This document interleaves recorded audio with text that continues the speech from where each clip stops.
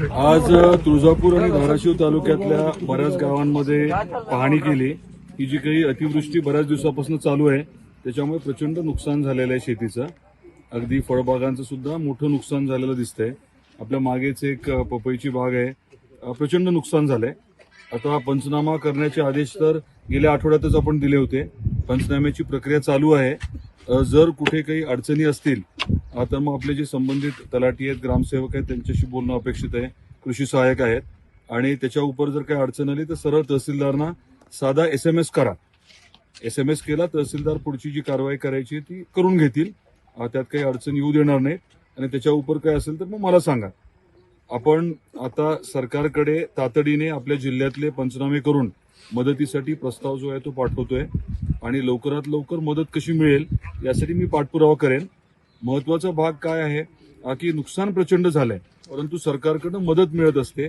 जे काही नुकसान झालंय NDRF SDRFच्या निकषाप्रमाणे 33% जास्त नुकसान झालं तर मदत दिली जाते. जिरायती पिकं असतील तर हेक्टरी 13,600 आहे, बागायतीला काहीतरी 18,500च्या आसपास आणि फळबागांसाठी 36,000 हेक्टरी. तर त्या अनुषंगाने लवकरात लवकर मदत कशी मिळेल यासाठी आम्ही नक्की प्रयत्न करतोय आणि आपल्याला एकच विनंती आहे की नुकसान झालं असेल तर पंचनामे आपण जरूर करून घ्या. त्यात काही अडचण आली तर मी सांगितल्याप्रमाणे तहसीलदारांना साधा SMS करा. याच्या व्यतिरिक्त जर कुठे काही जनावर दगा झाले, जनावरांच्या बाबतीमध्ये किंवा इतर काही हानी झाली असेल, आपल्या घराची हानी झाली असेल, तेही पंचनामे आपण करून घ्यावे आणि मदतीसाठी आम्ही सर्वजण आहोतच.